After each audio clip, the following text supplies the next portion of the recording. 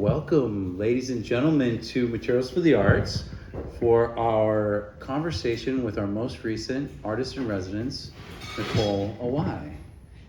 If I could hear a little love for Nicole.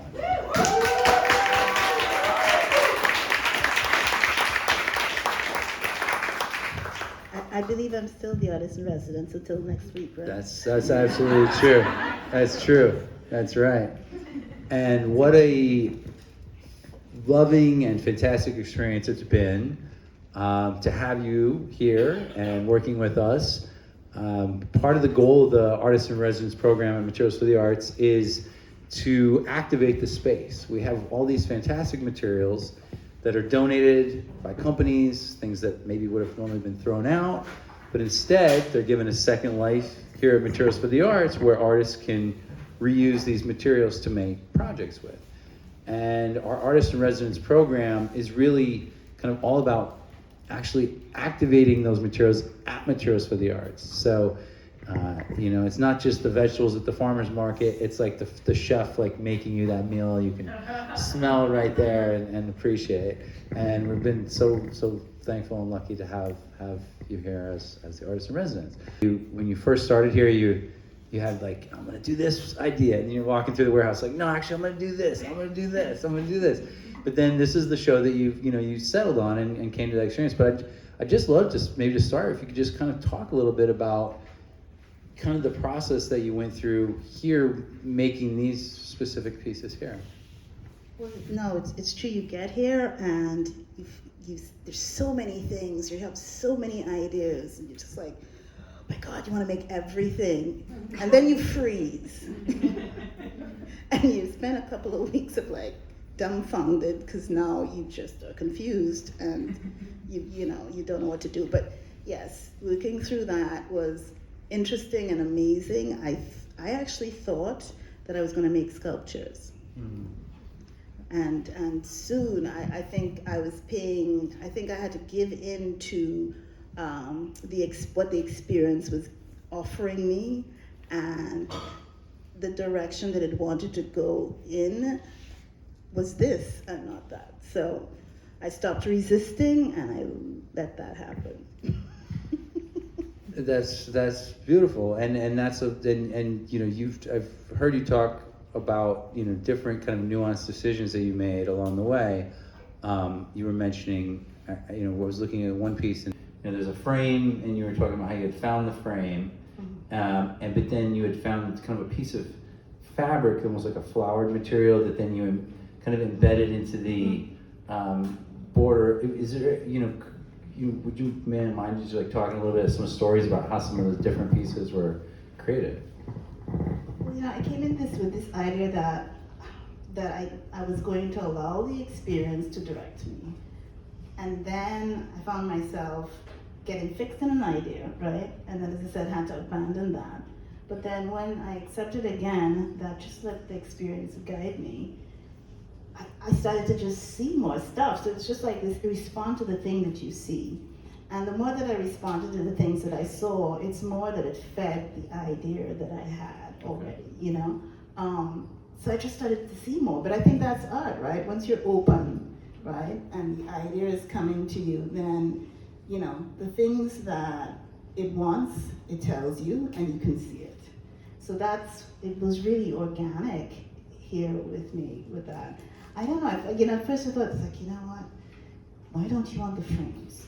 Oh, because you're worried it's gonna look so like normal, right? It's like, yeah, no, it needs the frames. It wants those frames. It wants you to do something more with those frames. I mean, this is what was happening, right?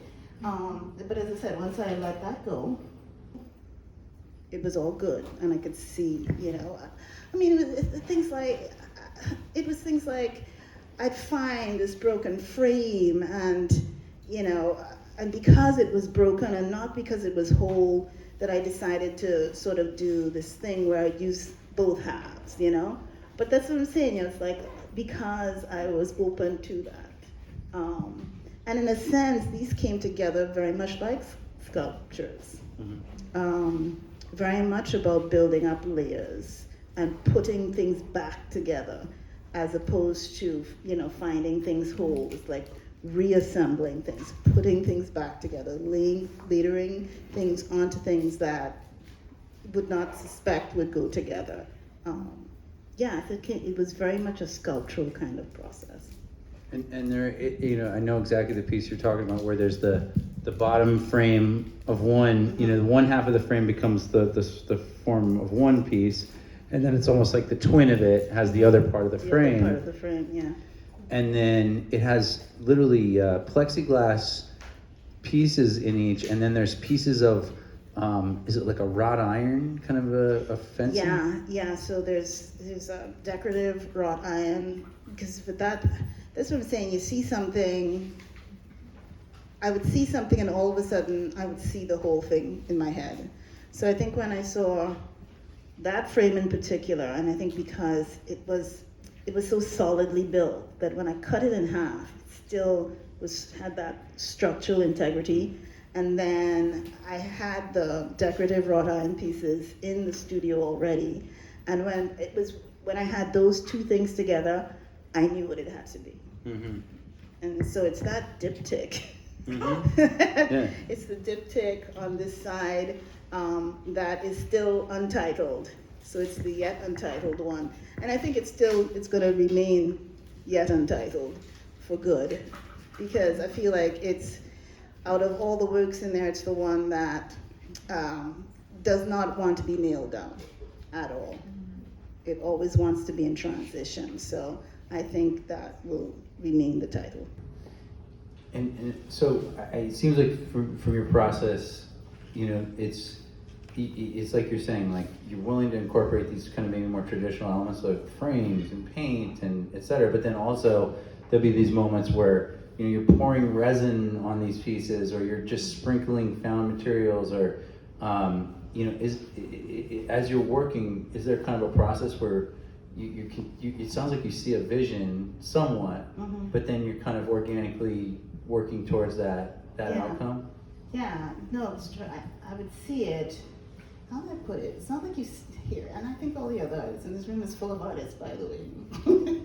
But I think artists understand this. It's like you see it, but you see it in a way of its possibility, and not necessarily like you're seeing the finished thing, Mm-hmm. right? She knows exactly what I'm talking about, Mm-hmm. But you know where to start in terms of the architecture of it, right? Yeah. And I think that's the thing that you see. And for me, when I'm making these things as well, it's about a certain amount of immediacy. That's why I like the resin, because the resin only gives you a few minutes to do something. Yeah, I kind of like that, and then it has its serendipity, and yet there's like this sort of, I don't know if it's coming from some other place that is about ultimately something in the universe has some direction that it's going to make happen anyway. Mm-hmm. You know what I mean? Mm-hmm. So it seems random, and then it's not. And you didn't know what it would look like, but then afterwards you're like, that's what it was supposed to look like. Yes. Like, yeah. No, that's awesome. Well, it comes through. You see that freedom in that. You can feel that experience when looking at the work, because of that. To me, there's a lot of different resin and different casting materials. So there's like poly urethane resin. There's actually rubber, sort of liquid rubbers. So there's other And those there's are like clear self-leveling resins. But the too. rubber's like the frames of a bunch of the pieces. The rubber ones, the silicone rubber frames are the 4 pieces near the entrance. Just beautiful. When you look at it, you can just see. It's just interesting because you're talking about the frames. Mm-hmm. But then there's this point where you went and you have these paintings, but now you've recreated these frames, and then the frames with this wild style free quality to it, which is like the reverse almost. So, it's really it's beautiful. interesting because frames would not have become those frames if I wasn't in here, because in a sense, that frame, the rubber frames were made with materials from here, but was so directed by this experience, because I made the paintings, and I knew it's like, no. In fact, other friends earlier this year who saw those paintings initially, they knew it was kind of like, super colorful. They sat there for a while.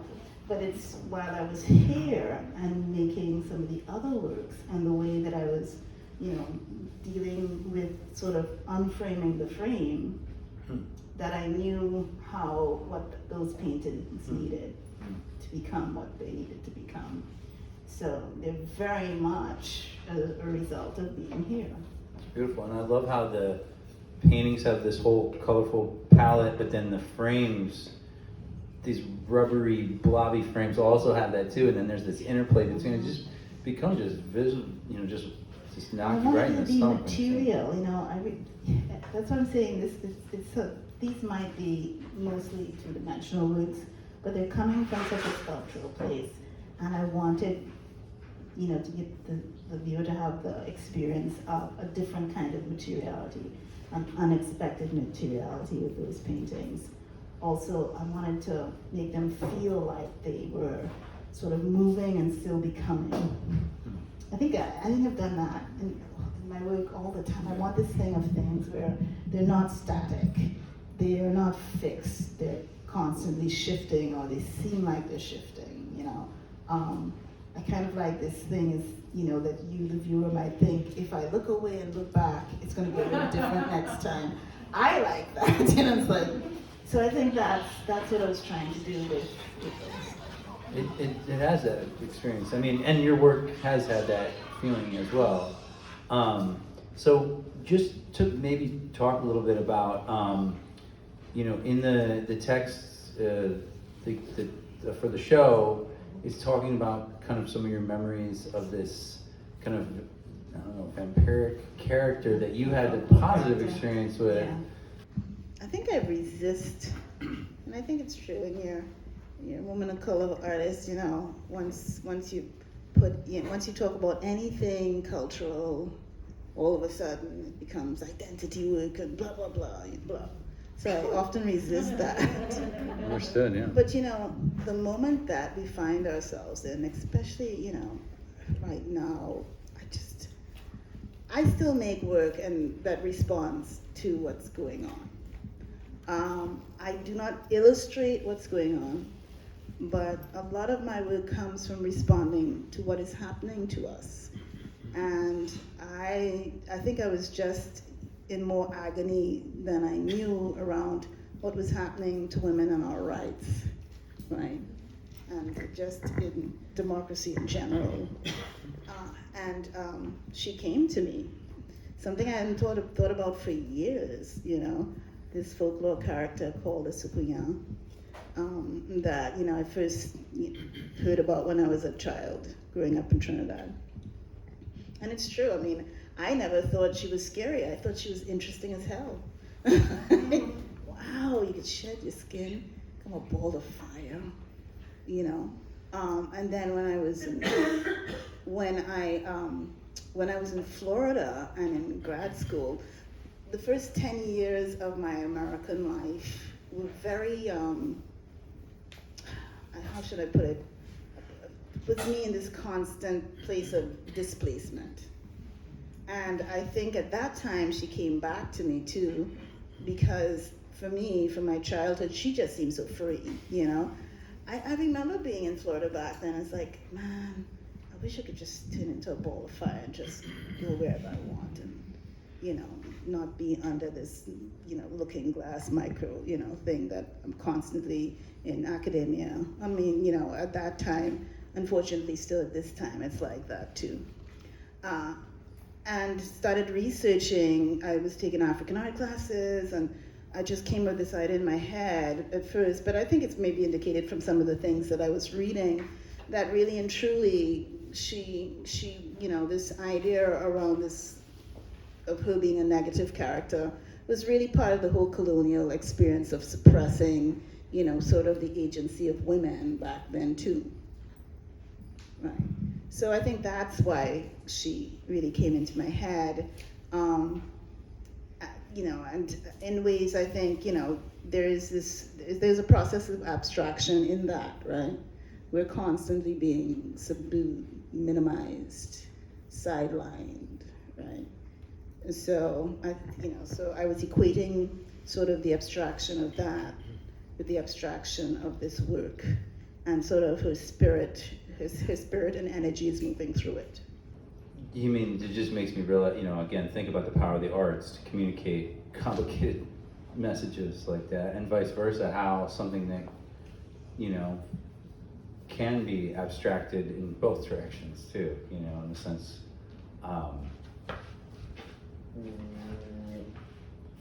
maybe could you talk a little bit about your just experience with this place? So it's a reuse facility, it's all about reuse.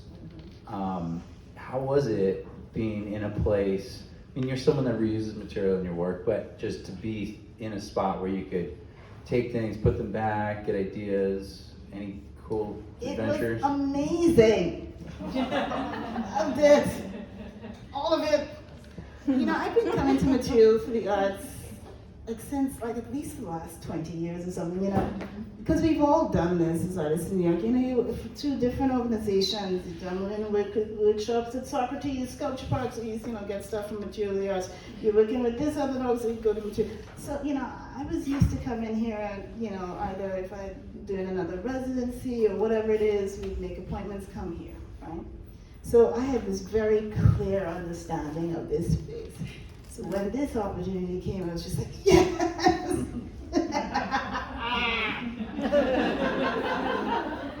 And it was like that. It was like that. This was just amazing, you know, having these resources, you know, and having the resources change, and, you know, because new things would come in, you know, and that would be the next exciting thing that completely knocks you for six, right? You're like, wow, okay, I thought I was doing this, I have to use this now, you know? Or even the anxiety of the thing that you saw last week that now you know how to use, and you're like, shoot, is that still there? You know, all of that, you know, it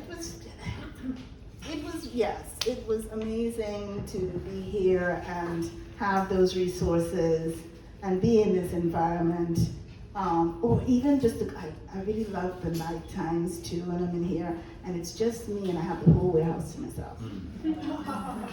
And you see things differently there too, because there's not people walking around, you know. I enjoyed, everybody worked here immensely. We had a great time hanging out, but when they're not here, then you know, I'm not distracted at all, right? And I'm just here communicating with the materials and seeing the materials in a different way, or, you know, climbing up and taking down some bolt of fabric, or, you know, sitting in these amazing books. Guys, there are amazing books in that corner over there. There's like always new books coming in, or even, you know, even the heartbreaking moments where you realize somebody's died, some artist who's unknown, and a whole stack of their beautiful lithograph prints, you know, like thrown in the corner over there. And, you know, it's just like beautifully made, you know. I mean, you know, as an artist, you know the process, and like, these come from little stones, beautifully registered, gorgeous stuff, and just like, you know, because, you know, nobody cared to keep it, right? And wanting to save all of it. There's a couple of other ones that I grabbed myself just because I'm like, no, these are wonderful New York City artists and obviously skilled, and it's just sad too. So there's like, it's a range. In a way I could see the history of all of us just trying to do what we're doing here, you know? Yeah, very, very emotional at times too. And so, like, I mean, in your own, I mean, you've kind of said it already, but, you know, why would you personally think that it's meaningful to add kind of reused or found materials into your work? Well, I remember, oh God, what's her face? I'm so bad at it was Sarah Z, I can never say her work. Like back in the 90s when I initially saw her work, it's, or even when, you know, Jessica Stockholder started talking about 3D painting. And, you know, there I was in school myself, and I was like, finally, somebody understands what I'm talking about, you know, that painting is not this limited thing, that painting is a language, you know. And it was Sarah Z's work, and I was trying to describe what I thought she was doing to somebody who, a critic who was visiting my studio museum back in late 1999. And I told him, I said, she's painting with our cultural glut, our excess. She's taking something that we've thrown away that's just going to become a pile of stuff, right? That's just going to sit somewhere and decay or not decay and damage something. She's taking it and she's making art with it. She's giving it purpose. You know what I mean? It has a reason, and it's not just the waste and the excess, you know. And I think that's it. And of course, you know, he kind of just looked at me, like, who is this little girl from the Caribbean? Who the hell is she? You know, that kind of look, you know. But yeah, that's what they were doing, you know. And I just thought that was important. I'm not saying Right we on. shouldn't, you know, do the traditional stuff too, but you know, I think when we have this limited way of seeing all things, then we make limited art and limiting art. And I'm not for that. I want us to always just be able to see what the possibility of the next thing in art is. You know, we're part of this important continuum of something, you know. And everything that we add and do is important. So we have to think about it that way. It's fantastic, and it comes through in the work. You were talking to me about a process of creating some of the patterning on some of the pieces, and you were describing pieces of fabric that you had found. It was the, I think it was Hannah and I, she was going through, they got this stack of stuff, and I walked down, I was like, Hannah, what the hell is that? Because there's like, all right, so I think what it is probably like some, you know, the idea of a doily done as a plastic doily thing, you know, like a decorative, it's supposed to be the, you know, sexy decorative, but you know, it's got too many holes to be like a real table mat, so it just has to be a decorative thing, right? And obviously, it didn't fly. Because we have a ton of it here. That's true, We had a ton of it. But I picked it up and I'm looking at it, and it's just like, all of a sudden, in my head, I'm like, I wasn't looking at the positive physical thing of it, but the spaces in between, the negative spaces were like, oh, okay, grab it, go to the studio. And you know, it's the negative spaces that made this wonderful pattern that, depending on how I shifted it, I could make it move and travel, and you know. So those are the lines that are in these three works right here are from that, you know. It's beautiful, and you can see, you know, when there's those layers and these like different stories. It's like, to me, I start to try to imagine the artist's hand and the thought process of like, you know, oh, there's all these like little, you know, just found almost like beads in just this one spot, and then there's this pattern that repeats, and there's these layers that kind of come off of it, and that moving effect that you're describing, you know, where you kind of turn around and it might have changed is definitely in the work and in its living aspect. It's working. Good. It's beautiful. No, it's fantastic, and I'm so appreciative to be able to see it and introduce different people to it, and it's just amazing. I'd love to include any audience questions, comments. Open this up. You know, any comments or questions? Yeah, I was just wondering, is there a material, an idea, process that you sort of discovered here or got into here, like, you know, just kind of, I know it's hard to tell the future, but like, 2 or 3 years from now, something you'll look back on and say, yeah, I started doing that at the material. Oh, but that always, I think that's standard for us as artists always. There are things that happen in the studio now that you don't fully understand for a couple of years. You got any examples? Right. I mean, but you see, but then it's almost like I can't answer that because, you know what, Ryan? In 3 years' time, I'll probably tell you, like, that thing, Ryan, you may ask me that question, right? Because you just don't know, or it might be something that I found that, I think I do this too, I'm sure you guys too, it's like something you find that something intuitively tells you to hold on to it, but you don't know why yet, you have no idea. Well, I know I grabbed a good couple of things that I felt like that here, that I didn't use here, but I knew I had to take with me. I have no clue, but I had that intuition to take it because I anticipate there is something that I will do with it in the future. Yes, yes. Oops, hands. I think that hand went up first. Mm-hmm. Hi, congratulations, your work is really beautiful. Thank you. I like what you said about how the broken frame, because it was broken, is that you chose it, and this thing of like putting back together things that weren't together, and maybe that was an example of what you said about that painting, the paintings that you had already made, and then you added the frames here. Is that what happened? You already had those paintings?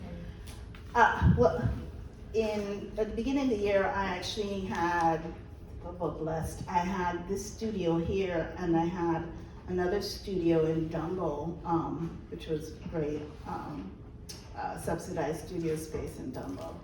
And I was thinking of it as, I was gonna do the clean work there, right? Clean work. And it's like, this would be rough and dirty here, right? Yeah. So in my head, it's like, I couldn't make the paintings here.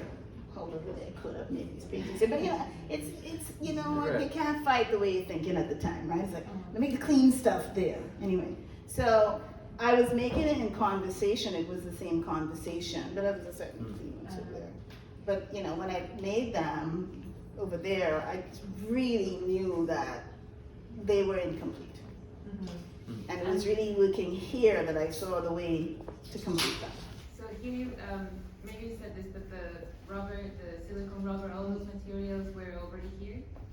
No, the silicone rubber wasn't from here. The silicone rubber I purchased. Yeah. Yes.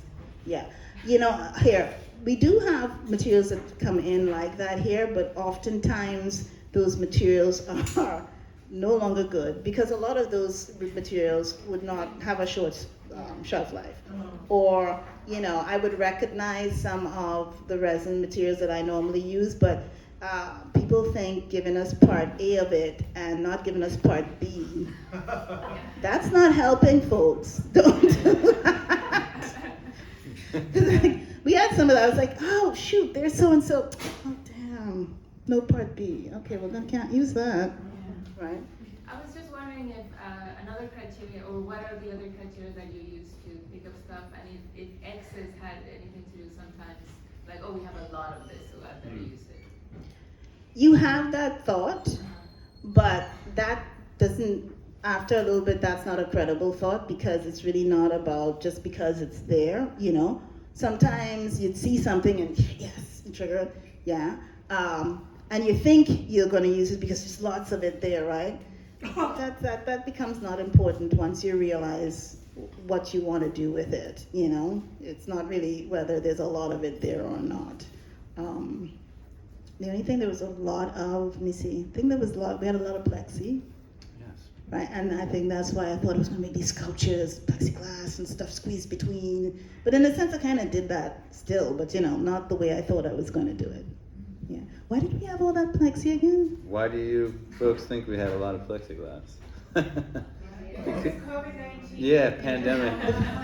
So as the pandemic winds down or whatever, the plexiglass. So that's why it's, to me, it's so interesting because those nuanced elements become a real statement about the times. It's interesting.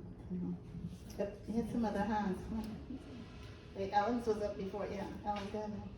I have, because I'm of course the most shamelessly narrative person, I find myself really interested in this idea of the Sutuya as this sort of site of fiery transformation of this older kind of unloved woman. But I'm like thinking, in some ways, it feels like that's sort of a way in which it's almost like a metaphor for what happened to you here, where you're kind of magically transforming. All these things have been discarded that are not seen as valuable, and then they go through this sort of crucible, and then they end up as something else. And I was wondering if that was something that you thought about as something that organized the way you were working, or was it just me being like shamelessly poetic? No, darling, you're wonderfully poetic, so no shame in that, right? I really do think the energy of her, the thought of the energy of her, and her being able to transform and transcend, was something I was thinking about. As I said, I wasn't trying to illustrate her, but I really felt like that energy, that the way she fascinated me as a child, and realizing now it's because I was identifying that she was free. She called her, shots to hell with everybody else, and she wouldn't be defined by anybody, right? That was the reason why. That's why she's come back to me at different stages. I mean, if you want to be literal, I guess, now I guess I'm the middle-aged woman who can become a ball of fire. Maybe I need to become a ball of fire right now. That'd be great. Go burn down some idiots. Get the red jacket. But no, yeah, I think in ways that was in my head as well. Mm-hmm. You were going to say? No, I just said right on. Oh, Yeah. Hi. I am connecting so much with a lot of what you've said, and I'm like, wow. Because I almost didn't come because I'm so tired. I feel but you. something, yeah, I know. I thought of that, and I was like, no, this is gonna be good. I know. I just felt it, and I'm so happy because my first reaction was that the paintings reminded me of a T-shirt that I had when I was a kid. That was like my favorite T-shirt. Oh, really? Yes, Okay. because each painting, Uh-huh. this T-shirt had these little like teardrop wooden. Imagine if those paintings were miniature and were stuck on the T-shirt. Oh, okay, like around the neckline? Around the neckline, like a collar. Right. But I have never seen that, and I was so fascinated with that T-shirt when I was like in the 80s, and I've never seen that work again. And your work reminds me a lot of that because it was paint, it was resin. I want to see a it was- T-shirt. It doesn't exist anymore. It's a great T-shirt. So it's kind of like that scene in Ratatouille when the critic eats the food and it takes it back to the memories of the childhood memories. I don't know if you've seen that Did movie. I see that? Is that a cartoon, right? Yes. So that kind of happened to me when I in here. Wow. Yeah. Wow. Yeah. And then That's great. the other crazy thing that just happened is that this summer I was teaching a workshop, and I brought in a journalist media to high school students, and I brought in a guest speaker, and she's a documentary filmmaker, and she took us on this journey through a workshop, and she taught all of us to do a drawing of if you were a superhero, what would you look like? And I drew, and the three characteristics. And what I drew sounds a lot of the Like the Sudan? yeah. Like I have a sketch. It's a ball of fire and an energy, and one of the characteristics is actually teleportation, like having the power to move anywhere. And I just want to know, what is the name of that figure? She's called a Sukuyan. Yeah, it's on the wall. So you can look at it, so. I came in late. It's from it's a corruption of the French word for sucking. I guess you suck your blood, so. Okay. Okay. So yeah, so that was like, I was like, wow, that sounds a lot of like the sketch of what I made. And then that's it. So I wanted to ask you, when you say your experience, you're letting the experience guide you, I want to hear a little more about what the experience actually is, because I don't really know what the residence is about. Like, well- do you live here? Oh, no, I don't live here. I Do you live, stay here? I live in Prospect Lefferts Gardens now. Yeah, well, no, you have 24-hour access to the space, Okay. to the studio space, which for any artist is what we want. Because when you're in a situation where the time is limited, I always get really anxious and can't get anything done. I kind of like that flow of, if I have to work through the night, it's fine. So you have 24-hour studio. I can use anything in the warehouse. It is mine. If I want it and I mark it, or if I want it and I take it to my studio, it is mine. And no one else can use it or touch it. And how long, like how much time do you have? When I was here from 3 months or so, 3 4 months. months, even. Yeah. Yeah, 4 months. And your friends have benefits too. Yeah, That's we right. we have three residencies at this point throughout the year, so it's Okay. broken in the year into 3. Is it 3 or 2? Now we're gonna get into Into 3. three. Yeah. Oh, goody! So I was here when it was still nice Yeah. and long. Yeah. But you still, 12 months, so 4 months. Mhm. And also the luxury of being able to then decide that those materials you brought to your studio, maybe you don't want them, and you can just move them back out on the Yeah. floor and then move to the next thing. Yeah, whatever I didn't use, I put it back on the floor. And you work in this space also? Yeah, so there's a room in the Studio. back that is designated the studio space, so it's a separate room, but it's attached. So the artist in residence has a studio, 24-hour access, gets to use all the supplies, and then ends with an art That's show. amazing. As well as, if you can imagine all the people that come to Materials for the Arts over the, every week, they get to, see the artist's work and learn about their process, see the final work. Yolanda has a question. Yeah, my question is, because I've never gotten to ask an artist in residence, one of the reasons that we have one is so that all the students and all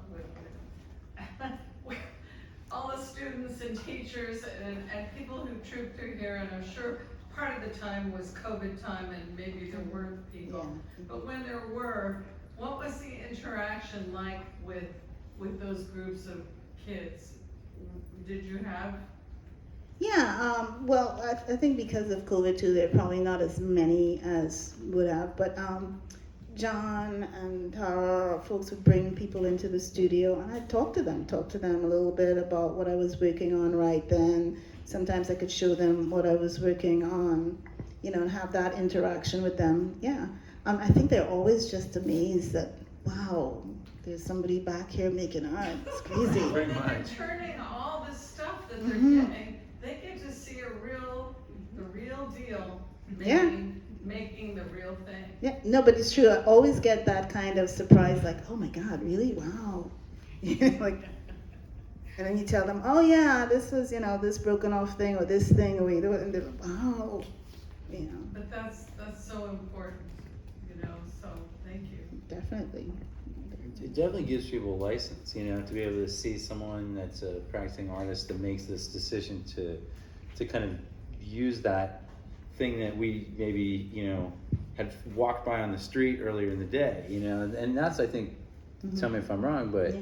a lot of artists that reuse materials, it's like that is kind of the process. You're walking down the street and someone's just got that object that they're kind of throwing out or they're putting out, they didn't throw it out, they thought, someone's gonna want this. And you're like, yes, I do, I like, that broken, the material from the, the kind of the wrought But iron, I've been or, doing any that of my those things. whole, That's what I mean, my yeah. whole life as an Exactly. artist, picking up crap off the street, and it's amazing the thing that we would pick up that nobody else would pick up because, we as artists would see some, it's just like, people are like, what, why do you want that? And I want, because that, but think of it, it's that multiplied 100 times here, right? Like, I don't have to run into it on the street. It's coming to me. It's coming to me, and it's sitting down right in front of me. It's like, use me, use me, use me. So yeah, it's fabulous. Did you also use things that were not here, like the waxy Yeah, stuff? so yes, as when question she asked, right? There's some things that I have to bring in that are not going to be here because we can't control. It's not like made to order a kind of thing, right? So sometimes you're surprised at some of the things that you do find that are more conventional here. Like we always have lots of paint, which is good. So those basic things that you need are always here, lots of glues and things like that, right? But then there's stuff that, people aren't going to throw away that you have to also buy to bring everything together. Mm-hmm. I have a question, but before I do, I just know that I believe you have a question and have been raising your hand. sorry. I- Off to the side, but thank you. I just know that you're on the periphery, so I wanted to make sure that they saw you. Yeah. Thank you. Yeah. What's your question? Is your favorite color red? No, but obviously today I've worn red and I've got so many comments that I guess red must be good on that. Artwork is red, too. I didn't think about that. I think this is red. I think it's red because of her and the fire, or maybe. So red and warm colors were in my head, Okay. but no, red isn't my favorite color. But What is your yeah. favorite color? Do you have? I'm sorry. No, that's no. I mean, Is that personal? no. I mean, maybe it's blue and greens. I think I like those if I have to. But yeah, but obviously red is good on me. So thank you for your time. I like the blue and green too. I'd like to bring up just one thing that hasn't really been touched on, because there is such a tension, especially in New York, of what am I gonna throw away and what am I gonna keep? Because everybody has most people have extremely limited space. And then you get storage space, and that ends up costing Yeah, I've got a hundreds couple of and those. hundreds Yeah. of lots and lots of money, and we're keeping these. So there's this big tension about it. Like today, I have this little sugar bowl from my mother, and it's like I don't even have sugar. I love that sugar bowl. I'm like, oh God. But even if you want to throw it away, listen, if you want to throw it away, throw it away. Because you know what? I'll give But it you to material for that. Yes, because You It is. have it's an incredible stress on the brain of like, what should I throw away? But What with your should I keep hesitation, right. Because I love it, Uh-huh. or it's useless for me. Well, no, I was about to say, don't assume that it's useless because somebody probably can use it. It's funny, as you talked about the teapot, I was thinking there's this amazing show in the Brooklyn Botanic Garden now of artists who've done these birdhouses. And there is a birdhouse that is made up, it looks like it could have been made here with stuff. It's made up of all sorts of stuff. And it is the most beautiful, delightful thing that makes me laugh every time I pass it. So yeah, don't worry about that. Somebody else will use it. Yeah, right, okay. But I think to me, it's like New Yorkers are, if anything, just more aware of that charged reality that we have, the stuff that we put in the garbage or we put out somewhere, it goes somewhere. It doesn't disappear. And I have a big pile of books. Yeah. I put them in front of my building. I know somebody's going to at least go through them and somehow or another they'll get another. And there's some value, there's something mysterious and magically imbued in some of these And things. there's an emotional thing. But Yeah, no, but that's real. Thank you to Materials for the Arts. As a student, I came here and it was great. I got some great stuff that I didn't know I would use for things, but I did end up using it. Was it 3 years later, in retrospect? 3 years. The magic number. It was at least a year. It was at least a year later, and it was because I had studio space and I could kind of stash the stuff someplace until I really had like I was attracted to it for an unknown, I was magnetically attracted to it for an unknown reason, but like the right idea had to come along for the result. No, it's all good. I think Sarah had a question and then Esperanza has a question. No, you're getting into the nerve that gets hit with all this stuff. I think it's interesting. And it's coming to you now, I can see that, you're thinking about it. No, Sarah. What shall I do? What shall I do? So my question is, it's about value. Mhm. Like if you think of, there's the use value of everything around you in the warehouse, Mhm. that everything has a potential use, even if it's been thrown away, which people have been talking about. But then production value, I think, is an artist and I'm a curator, so there's often kind of concern or anxiety when you're putting something together, like we're organizing a show where I work on Governor's Island in partnership with Materials for the Arts. And a lot of the artists involved have had access to the warehouse, so there's this level of production value that somehow magically happens with this free material. And I just wondered for you, like I see a different production value in your work. When I was here earlier in the summer, like in June, it seemed like something shifted, and I wondered if that is apparent to you or if you feel that way too. And how do you measure production value? Maybe that changed from being. Well, it's interesting when you say production value. I know you. It has like maybe a capitalist. No, I know. I know that you're not really talking about sort of degree of crafting it because there will always be sort of that integrity in how it's crafted. I think you're sort of talking more about more about how maybe this space and the interaction with these materials sort of push things in a different direction. And no, you're right. And I think that was my expectation and what I anticipated and what I was happy to see happen. And maybe that shift or that evolution might not have happened otherwise. So you're right. Well, Ellen just said generosity. I think there's the idea of like if there's plenitude here. And I think we spend a lot of our probably personal lives or art lives or New York City lives thinking there's not enough. But then you come here and that's turned on its head. Like there's plenty. It's too much, it's plenty. Yeah, It's about the decisions you get to make. Right. Right. Yeah. No, you're right, yeah. Pretty beautiful. Production value. Yeah, I agree. Go ahead, Esperanza. Well, I wanted to make a comment about your work in specific. I mean, I've been coming here since I feel like I was a child artist. But every artist is not able to transform found material or free material into art. And I feel like your work it takes us to another place. You're not thinking, oh, material for the arts. There are artists that I look at the work, immediately I think, free stuff. And which is great, free stuff is nice, free stuff is fantastic.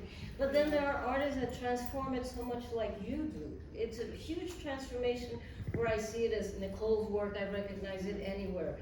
And it's not so dependent on the materials, it's what you do with the materials. You know? Because having free materials doesn't make great art. It makes a happy person, maybe a happy artist. But I love what you do. I see your work, I know your work. And I was looking through here, it was fantastic, but I love what you do because you take us to another place. And materials for the arts, of course, is like the boat that takes her there, but she lands on another continent that we're all really happy to be at, to be able to participate in all this new work. It's fabulous. I think it's your work too. I think you're somebody like myself that we don't think about, we think of everything as just art making materials. Yes. You might use the same language because for me all of this is just painting. Yes. All of this is painting. It's just not, I just don't think of painting being medium specific, right? So I don't see stuff. I see material, art making material. So maybe that's why I'm able to integrate things the way that I do. Oh, thank you, darling. Absolutely. Maybe just time for a couple more questions and yeah. So. I was just curious about the concept that you came upon, that you kind of discovered. If you think that that is something that you'll carry through into your other work going forward, that idea about women being seen as born of fire, a rebirth with Miss Vampiris. If you'll be interested in researching other myths and legends with women, I mean that's and how that's been kind of- as I said, I think, as I said, I respond to things that are happening, so I can't help that. I don't know if I would go research sort of more specific, because, she has a very specific impact value that she's had in my life. I can't really think of any other folklore character that has. So I don't know if I would move forward with that, per se. But I think I am going to continue with sort of the spirit of what's going on here in terms of transformation and abstraction. So yes, that part, yes. Go for it. Quick question. I'm just really curious. What is the material that you use in the first paintings? It looks like the The frame. rubber, it's looks silicone like- rubber. It's just silicone rubber. And do you transform it with some like heat It's or well, something? no. It comes liquid, and it's something you have to cast. So I have to I made molds, and it's casted. Got it. Yeah. Mhm. Okay. Thanks. And the mold process watching is really beautiful. It's cool. It's these forms and it fills, different same mold, different materials or different colors. I love that. Any last questions or comments here, folks? Yes. So your pieces are amazing. So multimedia artists just like, oh yeah, this is what is happening in materials for the arts.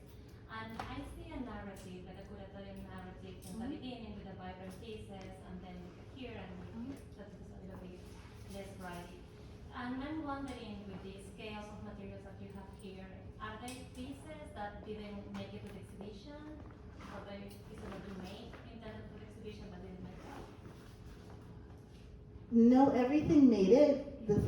But there were other things that I wanted to make, but didn't have time to make.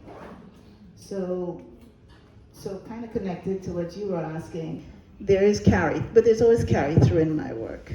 So, the question is if those things will get realized. I'm not sure, but maybe even the idea would transform, so maybe they won't get realized, we'll see.